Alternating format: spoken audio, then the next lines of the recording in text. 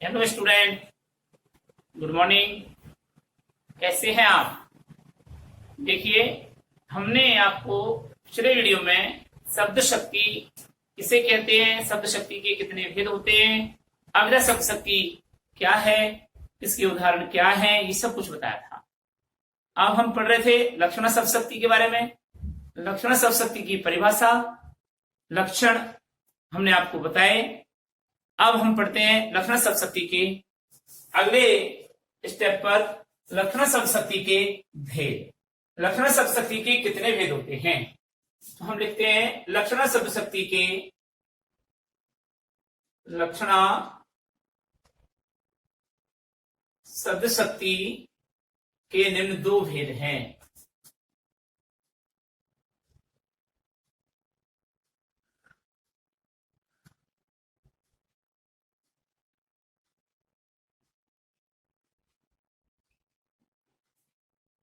Number एक, रूढ़ा लक्षणा शब्द शक्ति।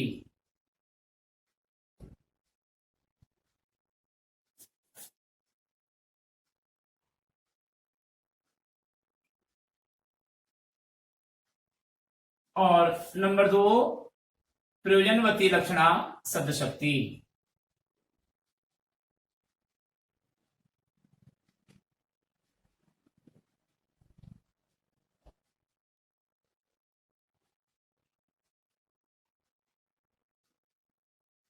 तो रूढ़ा लक्षणा शब्द शक्ति और प्रयोजनवती, जैसा कि रूढ़ा नाम से ही पता लग रहा है, रूढ़ी परंपराओं को लक्षण के रूप में स्पष्ट कराने वाली शब्द शक्ति लक्षणा शब्द शक्ति, रूढ़ा लक्षणा शब्द शक्ति कहलाती है।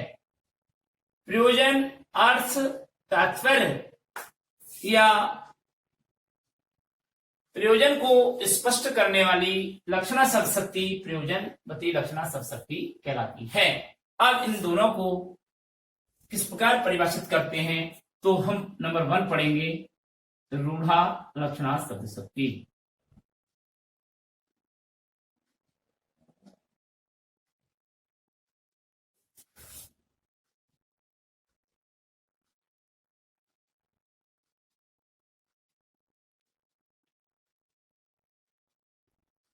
रूढ़ा लक्षणा शब्द शक्ति क्या है? देखिए, जब किसी काव्य रूढ़ी या परंपरा में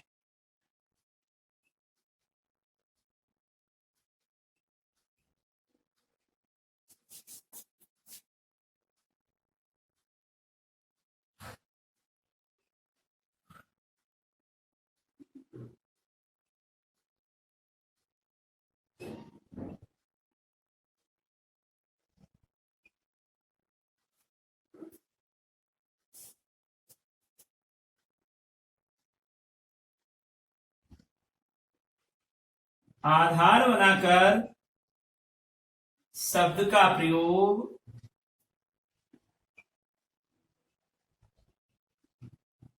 जब किसी काव्य रूढ़ी या परंपरा को आधार बनाकर शब्द का प्रयोग लक्ष्यार्थ में किया जाता है।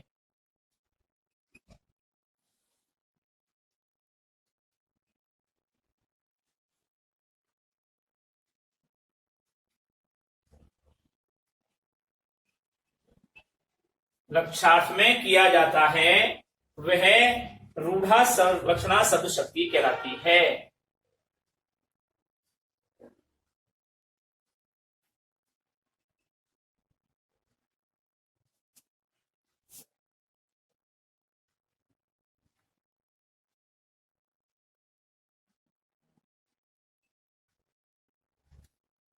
रूढ़ा लक्षणा शब्द शक्ति कहलाती है।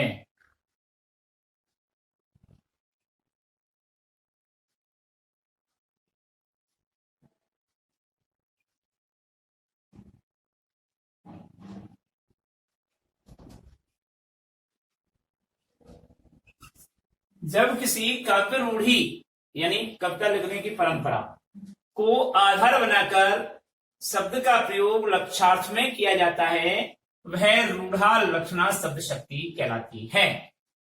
ठीक है, उदाहरण देखिए।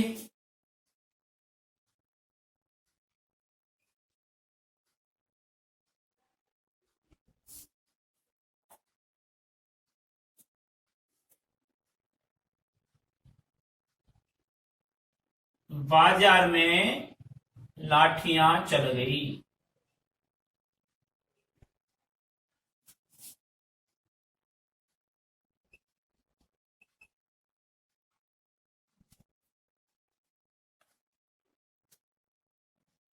यानी कि लाठियां पैरों से चलती नहीं है, एक स्थान से दूसरे स्थान पर नहीं जाती हैं स्वयं, लेकिन लाठियां चलने का यहां पर मुहावरा है। लक्षण प्रकट हो रहा है कि लड़ाई हो गई, आपस में लठ बजने लगे, अर्थात लड़ाई प्रारंभ हो गई। तो यहां पर लक्षण प्रकट किया है लाठियां चलने का, इसलिए। और रूढ़ी के आधार पर लाठियां चलना ये परंपरा बनी है कि लड़ाई होना, तो ये रूढ़ी परंपरा पर आधारित है, इसलिए ये लक्षार्थ को प्रकट किया जा रहा है, इसलिए यह रूढ़ा लक्षणा शब्द शक्ति का प्रयोग है। दूसरा उदाहरण है, पुलिस को देख चोर 9-11 हो गए।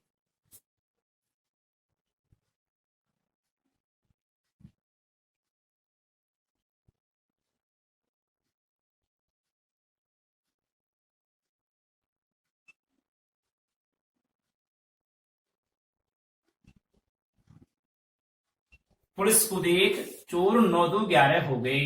अब 9-11 का मतलब समझ नहीं आया। पुलिस को देखा और 9-2-11 चोर हो गए, यानी कि संख्या बढ़ गई, तो ऐसा नहीं है, ये भी एक मुहावरा है और इसका अर्थ है भाग गए।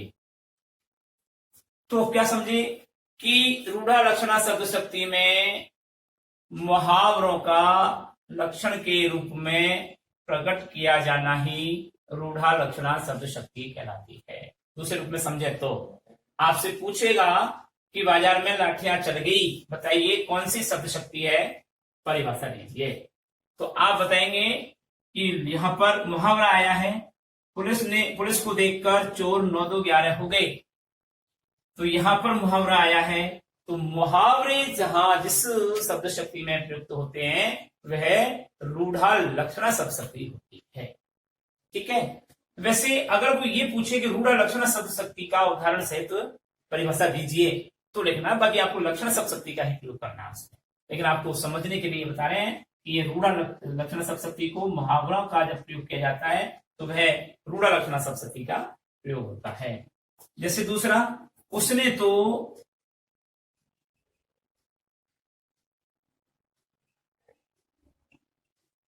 मेरी नाक ऊंची कर दी, या नाक कटा दी, सिर ऊंचा करना होता है, नाक कटा दी। नाक कटाने का मतलब ये नहीं है चाकू ली और नाक काट दी, ये भी एक मुहावरा है, और जहां मुहावरों का प्रयोग आ गया वह रूढ़ा लक्षणा शब्द शक्ति का प्रयोग हो गया। तो इस प्रकार ये रूढ़ा लक्षणा शब्द शक्ति हुई। अब आता है हमारा प्रयोजनवती लक्षणा शब्द शक्ति।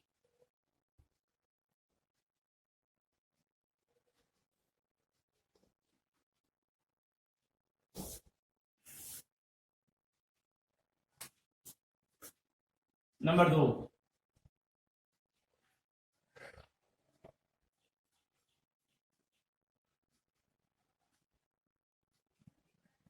प्रयोजनवती लक्षणा शब्द शक्ति।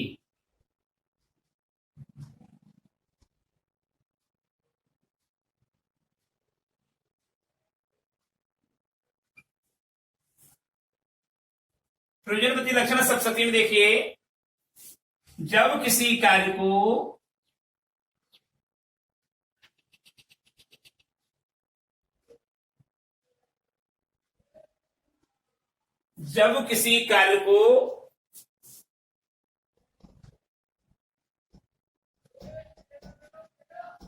किसी प्रयोजन से प्रेरित होकर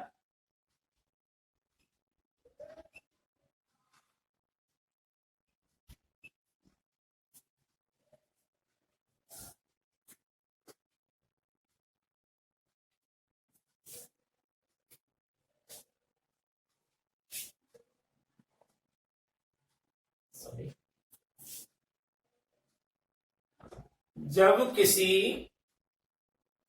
विशेष प्रयोजन से प्रेरित होकर, कार्य को जगह स्थान पर विशेष प्रयोजन से प्रेरित होकर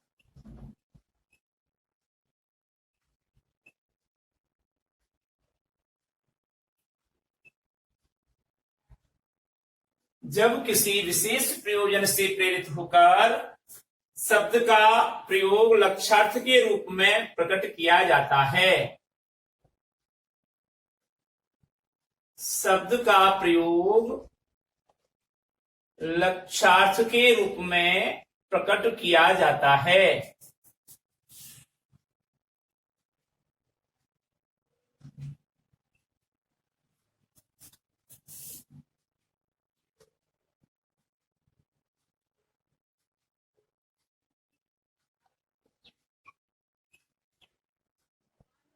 वह प्रयोजनवती लक्षणा शब्द शक्ति कहलाती है। वह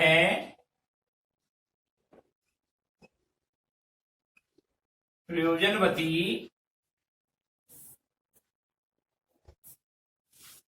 लक्षणा शब्द शक्ति कहलाती है।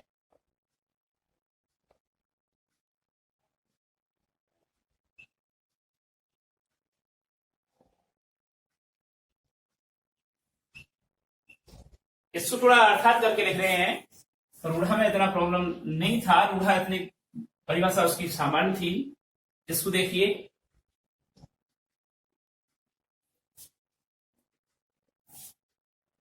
अर्थात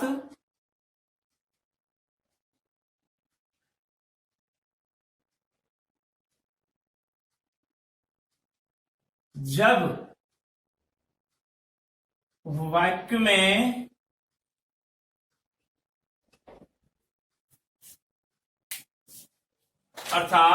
वाक्य में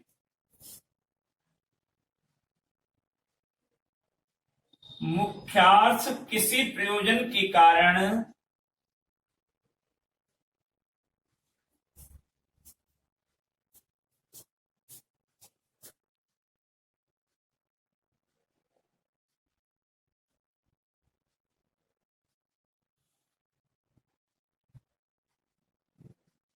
लक्ष्यार्थ का बोध कराता है,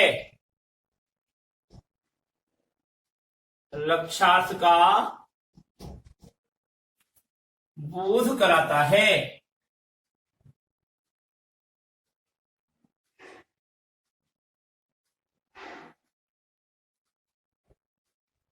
जब वाक्य में मुख्यार्थ किसी प्रयोजन के कारण लक्ष्यार्थ का बोध कराता है, उसे प्रयोजनवती लक्षणा शब्द शक्ति कहते हैं।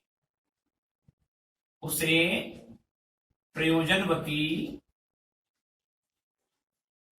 लक्षणा शब्द शक्ति कहते हैं।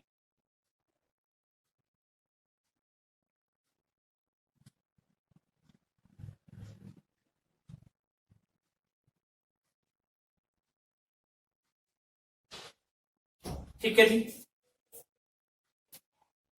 जैसे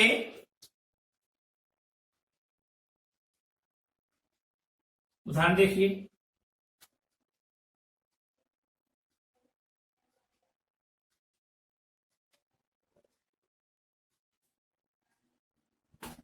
उसका आश्रम गंगा में है।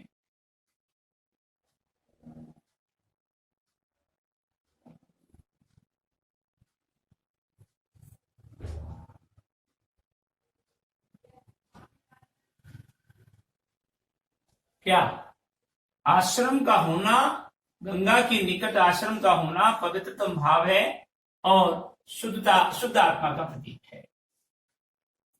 अब सिंह अखाड़े में उतरा। देखो मुहावरे तो इसमें भी है। अब सिंह अखाड़े में उतरा। अखाड़े में उतरना, मुकाबला करने के लिए तत्पर रहना। तो ये भी क्या है?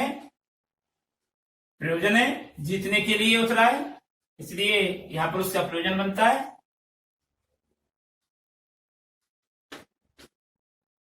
लाल पगड़ी आ रही है।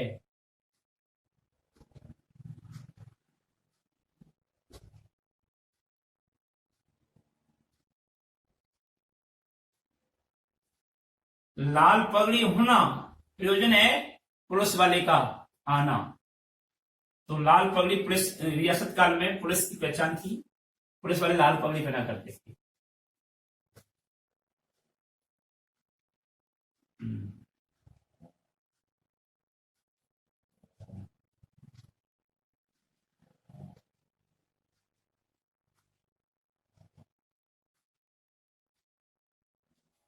अध्यापक जी ने कहा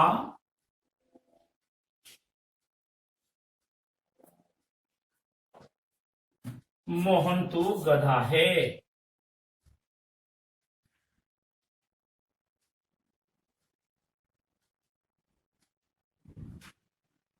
यहां भी प्रयोजन है, मूर्खता का सूचक है।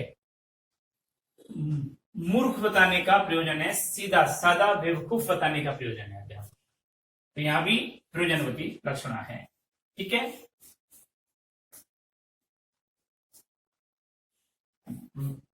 वह निरी गाय है। सीधा सादा होने का भाव प्रकट किया है कि प्रयोजन है उसका कि उसको सीधापन का भाव प्रकट करके उसको बताया जाए। इस प्रकार से ये प्रयोजनवती लक्षणा के उदाहरण हुए। अब आइए अगले सिस्टम पर, व्यंजना शब्द शक्ति के बारे में।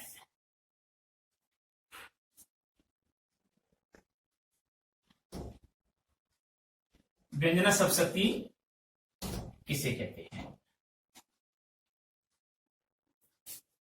नंबर 3,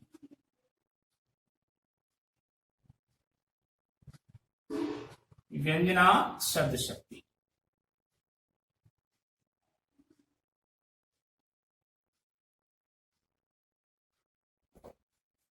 जब किसी शब्द के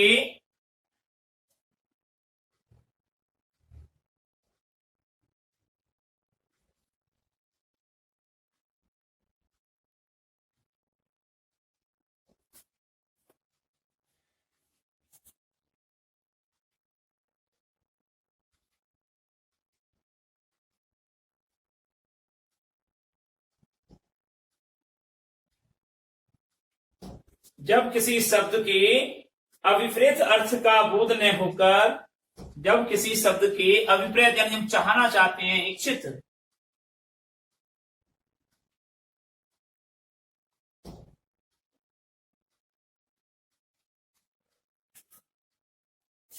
अर्थ का बोध न तो मुख्यार्थ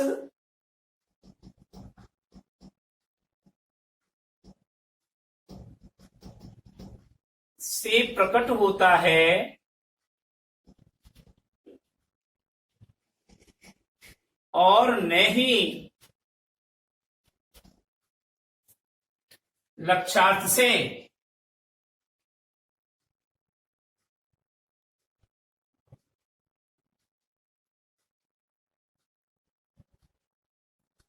अपितु जब किसी शब्द के इच्छित अर्थ का बोध, हम जो चाह रहे हैं उस अर्थ का बोध न तो मुख्यार्थ से प्रकट होता है और न ही लक्ष्यार्थ से, अपितु कथन के संदर्भ के अनुसार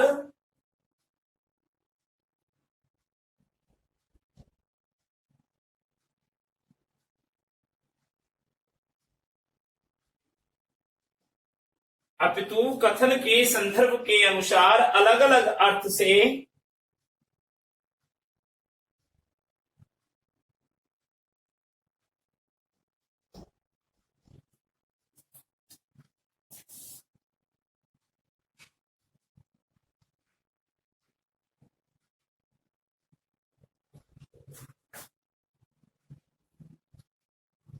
या व्यंग्यार्थ से,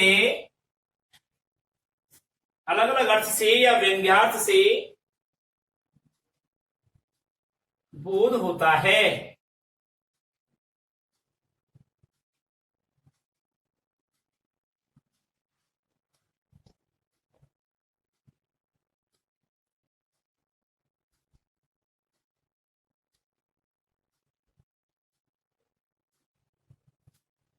बोध होता है उसे व्यंजना शब्द शक्ति कहते हैं।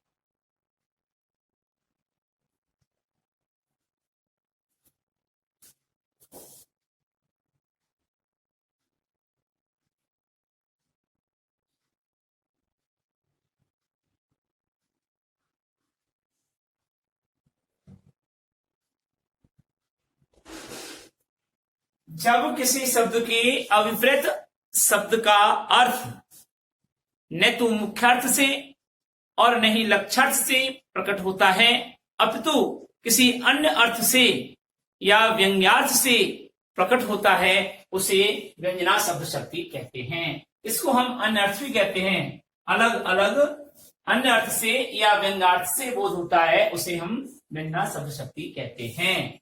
ये व्यंजना का भाव है, यानी कि मुख्यार्थ से भी अर्थ प्रकट नहीं हो रहा और उसका लक्ष्यार्थ से भी अर्थ प्रकट नहीं हो रहा, अपितु उसका किसी अन्य अर्थ से यानी व्यंग्यार्थ से उसका बोध होता है, उसे व्यंजना शब्द शक्ति कहते हैं। ठीक है, इसको हम दूसरे रूप में कैसे लिख सकते हैं? अर्थात करके वाच्यार्थ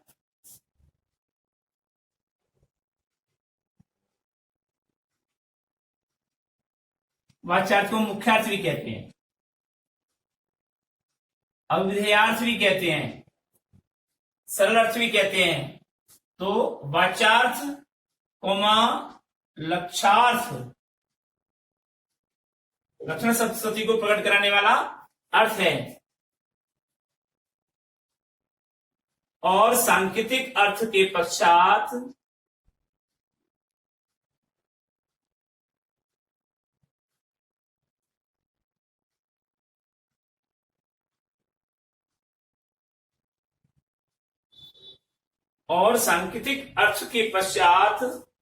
जब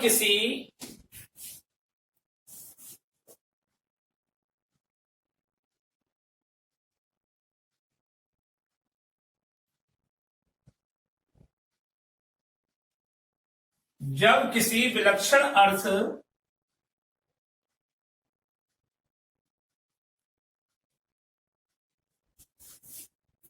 या अन्यार्थ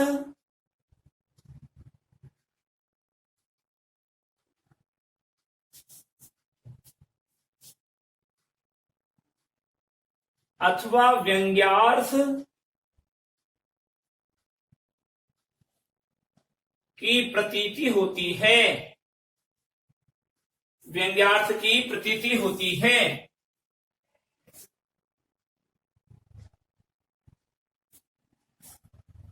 सॉरी, अन्यार्थ की प्रतीति होती है,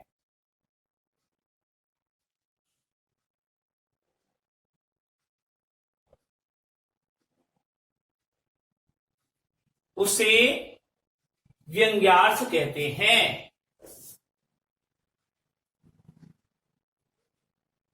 क्या कहते हैं? उसे व्यंग्यार्थ कहते हैं।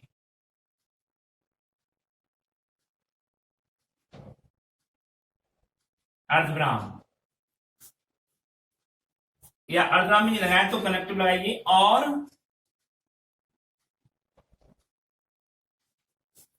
जिस शब्द शक्ति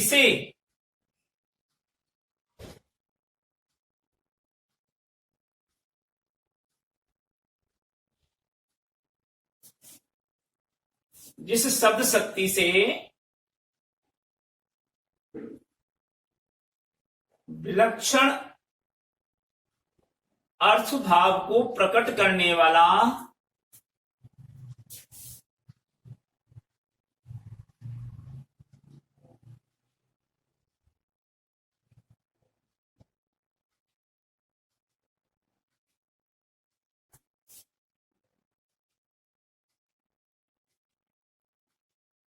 जिस शब्द शक्ति से विलक्षण अर्थ भाव को प्रकट करने वाला क्या मिलता है?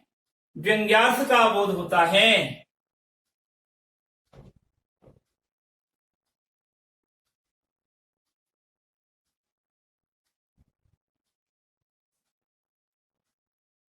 उसे व्यंजना शब्द शक्ति कहते हैं।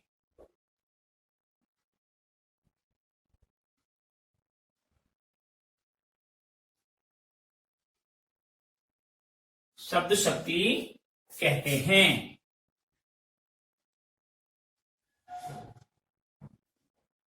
ध्यान दीजिए, लक्षार्थ और सांकेत अर्थ के पश्चात जब किसी विलक्षण अर्थ या अन्यार्थ की प्रतीत होती है उसे व्यंग्यार्थ कहते हैं, और जिस शब्द शक्ति से विलक्षण अर्थ भाव को प्रकट करने वाले व्यंग्यार्थ का बोध होता है उसे व्यंजना शब्द शक्ति कहते हैं।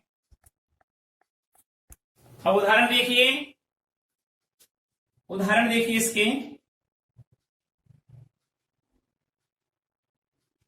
व्यंजना शब्द शक्ति के।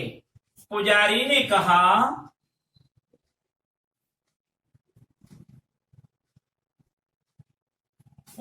कहा, अरे संध्या हो गई।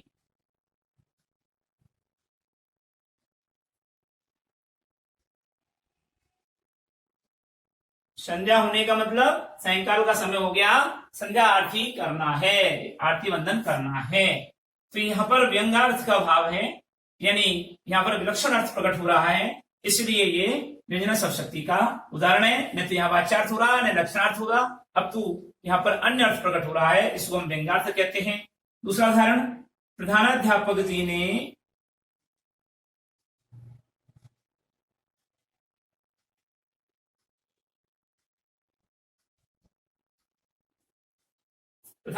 जी ने कहा 4:30 बज गए।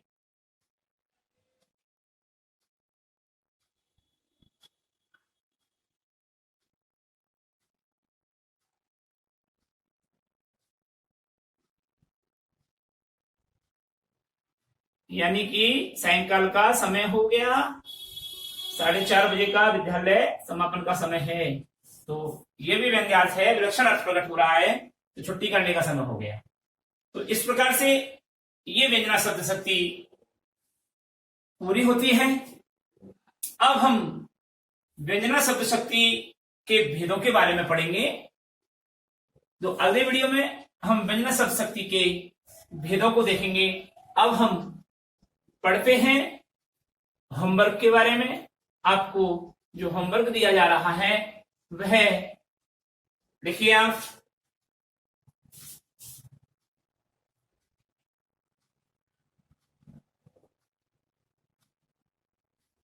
गृह कार्य क्वेश्चन नंबर 1।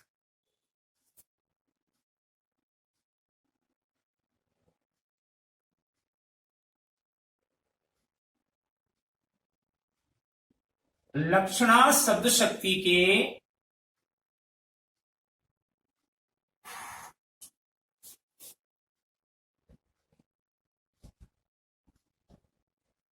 भेदों का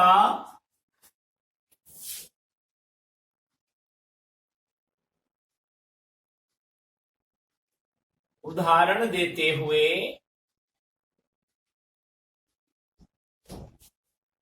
नाम उल्लेख कीजिए, नाम लिखिए।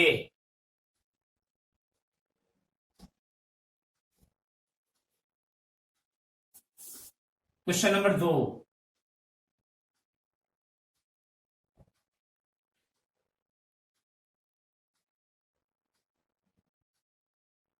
रूढ़ा लक्षणा शब्द शक्ति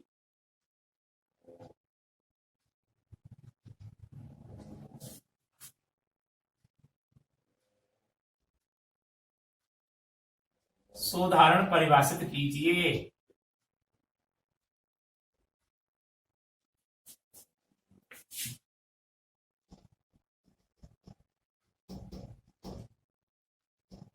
परिभाषित कीजिए।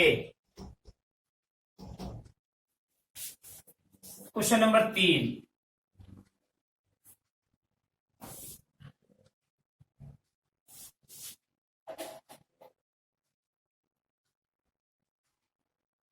प्रयोजनवती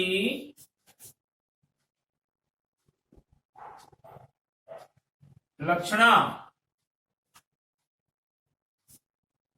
प्रयोजनवती लक्षणा शब्द शक्ति का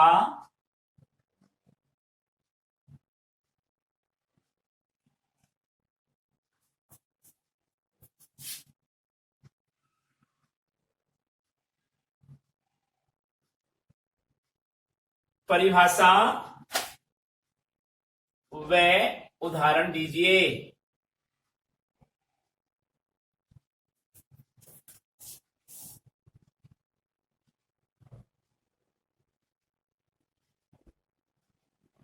और क्वेश्चन नंबर 4,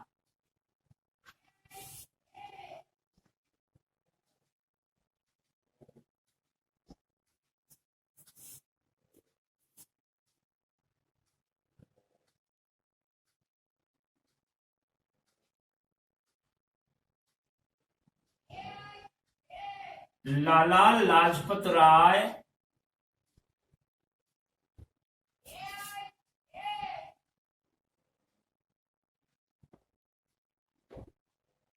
पंजाब के शेर थे।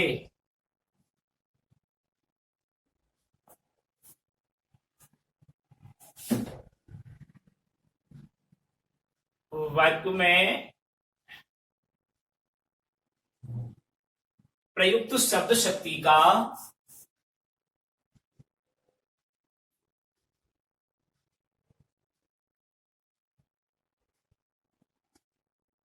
नाम व परिभाषा लिखिए।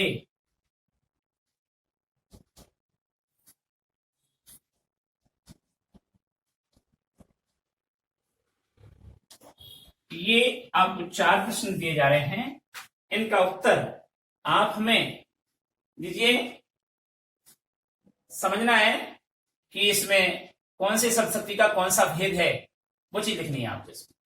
ठीक है, अगले वीडियो में हम आपको पढ़ाएंगे व्यंजन शब्द शक्ति के भेद। तब तक के लिए हम आपसे विदा लेते हैं। नमस्कार।